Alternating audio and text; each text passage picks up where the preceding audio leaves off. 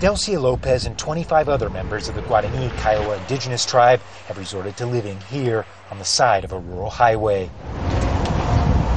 Squalid conditions, no running water, no electricity, relying on food donations. If the unhealthy conditions aren't enough of a risk to the lives of the children, the passing trucks are. Crosses mark the spot where members of the tribe have been recently hit and killed. We suffer a lot here. My son died here on this road. I have 3 other family members that were killed here too. DELCIA and the others who live here say they have no other choice after being pushed off their native lands to make way for farms here in the ag-rich state of Mato Grosso do Sul. Today, Brazil is one of the world's largest producers of soy, sugarcane, and cattle. A lot of it comes from here.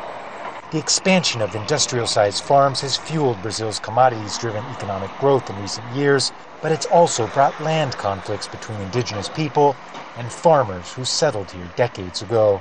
The conflict is most intense here, with the Guarani-Kaiowha leaders saying the government has ignored them. The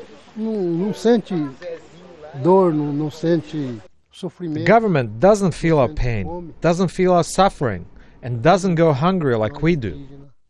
But there are more than 650 indigenous demarcated lands in Brazil, representing about 12% of the total area of the country. But the case in Mato Grosso do Sul is particularly complicated. But their return can't be completed because the natural environment has already been destroyed by the farms. And if they do return, they'll be considered squatters, and local judges will order they be kicked off again. The government's solution was to donate a plot of land to the Guarani-Kaiowha and other indigenous tribes, and this is part of it here. But the indigenous people say they feel trapped here, and this is why. Because just outside the fence where they live, off in the distance is their native ancestral lands, but as you can see, it's been completely covered by farmlands, lands that the indigenous people are not welcome in. Even if they are allowed back one day, they'll find lands that have been stripped bare.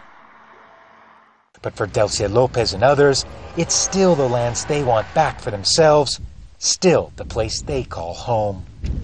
Gabriel Elizondo, Al Jazeera, Dourados, Brazil.